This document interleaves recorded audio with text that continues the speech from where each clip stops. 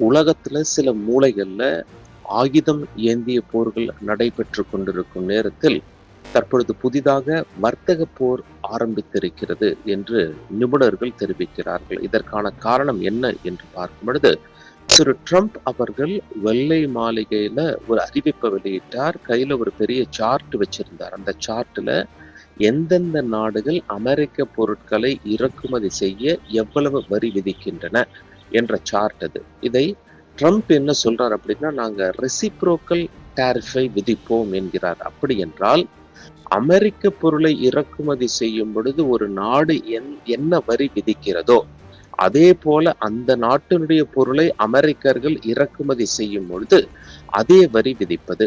உதாரணத்துக்கு ட்ரம்ப் என்ன சொல்றாரு, சீனாவின் பொருட்களை அமெரிக்கா இறக்குமதி செய்தால் உள்நாட்டுல வந்தா 34% வரியை செலுத்துகிறோம் அப்படின்னு சொல்லி ட்ரம்ப் சொல்றாரு, வரி விதிக்கிறோம் அப்படின்னு சொல்லி சொல்றாரு.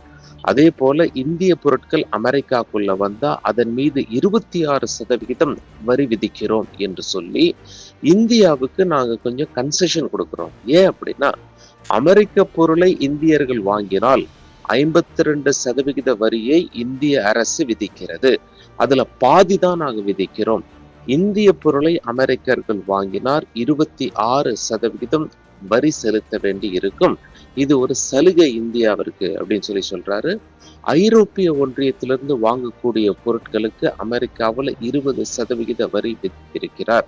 ட்ரம்ப் என்ன சொல்றார், உறுதியாக அமெரிக்க பொருட்கள் மீது எந்த நாடெல்லாம் எவ்வளவு வரி தங்களுடைய உள்நாட்டு இறக்குமதியில விதிக்கிறதோ அதே போல அவர்களை அமெரிக்கா நடத்தும் என்று அழுத்தம் திருத்தமாக தெரிவித்து இந்த பிரஸ் மீட்ல சொல்லியிருக்காரு. ட்ரம்ப் வெள்ளை மாளிகையில பேசும்போது இது எப்போத்துல இருந்து அமலுக்கு வருது அப்படின்னு சொல்லி பார்த்தோம்னா, இந்த மாதம் 9ஆம் தேதியிலிருந்து இது அமலுக்கு வரும் என்ற அறிவிப்பை ட்ரம்ப் வெளியிட்டிருக்கிறார்.